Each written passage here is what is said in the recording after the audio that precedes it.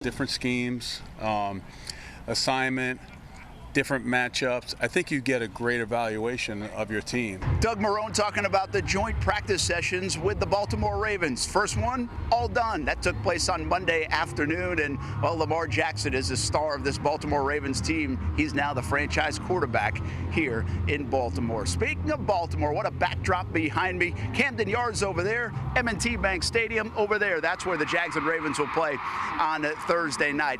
The story of the first couple of weeks of training camp has been the absence of Yannick Ngakoue. Well, now the last couple of days, it's been the arrival. Once again, Ngakoue on the practice field for the Jacksonville Jaguars. And his defensive lineman buddies did pretty well on this repetition. Calais Campbell and Josh Allen teaming up to beat the Ravens. Speaking of beating the Ravens in a rep, how about D.D. Westbrook? Continues to be a star of camp and looking good on this play as well. Overall, Nick Foles and the offense felt like they had a good day.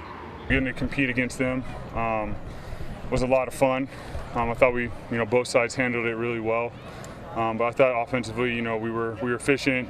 So we were able to work a lot of different situations versus them, which was awesome. Let's show you some more pretty good offense. This Chris Conley route had people buzzing on social media on Monday, and Action Sports Jax Stuart Weber was able to catch up with the veteran wide receiver.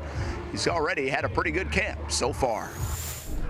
Joined by Jaguars wide receiver Chris Conley. Chris, we caught up with you right at the very beginning of camp, so we figured a little checkup here a couple weeks into it. The first thing we noticed with you and Nick Foles was kind of a special bond that the two of you guys had. How much have you seen that grow in the other guys in your wide receiving core? A ton. I think that at first in camp, guys saw my level of comfortability with Nick and were a little uneasy about it. They didn't know if they could, get that close to him. But now you're starting to see those relationships develop. You're starting to see guys hang around, talk with them after practice about what they see, what we can work on, what we can get better at. But then also just stuff that's going on in life, and developing relationships that are beyond the football field, and that's what really makes the team close. It's so easy to say that he has this leadership quality, and we hear about it from former teammates and current teammates. What's one way he's kind of shown it so far in this camp? If you can kind of think of an example where Nick Foles kind of really showed that leadership quality that everyone says he has. I think when you have days where the offensive team might come out and struggle a little bit early on, and your first reaction is to kind of freak out a little bit. It's to freak out and be like, hey, we got to get it together. We got to pick up the tempo. And really, he just comes in the huddle and it's like, hey, everybody, take a deep breath. One play at a time. Just be here in the moment right now. You don't have to be Superman. All I need is you. And it really gets guys to take a step back, calm down, and then the offense just has kind of clicked in those moments. And it's good when you have a young offense that's really talented to have that kind of leadership.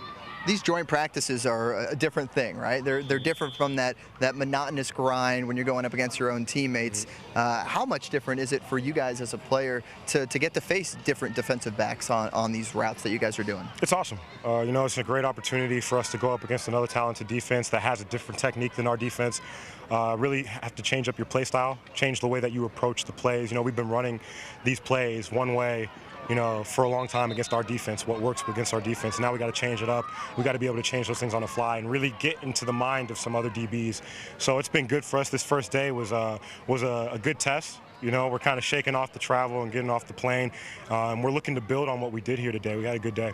You have time to build up until Thursday, this first preseason game. It is a shake off the rust kind of game, but it's also a huge opportunity for some of these guys in your wide receiving room that are trying to show what they can do and really make their way onto this team. Yeah, the first game is always about evaluation, and there's a balance of letting the young guys know that they're getting evaluated on everything this week. Everything that they did in practice today is going to get washed. Everything is going to be, a check mark in the column of this guy can play or a check mark of this guy's not ready. And there's a balance of letting them know that there's that emphasis on it, but then also telling them not to press and not to worry, to relax and be themselves, because that's why we brought them here. All right, that is Jaguars wide receiver Chris Conley getting ready for preseason game number 1. Thank you, Chris. Thank you. This was the scene before both teams practiced on Monday. The Ravens and the Jags getting together for a moment of silence and a prayer for the shooting victims of El Paso and Dayton. Want to let you know we'll be on the TV side and on the radio side on the road, ESPN 690, Tuesday afternoon, 3 to 6 with Austin Lane and myself. Closer and closer to the first preseason game of the year, just over there at M&T Bank Stadium.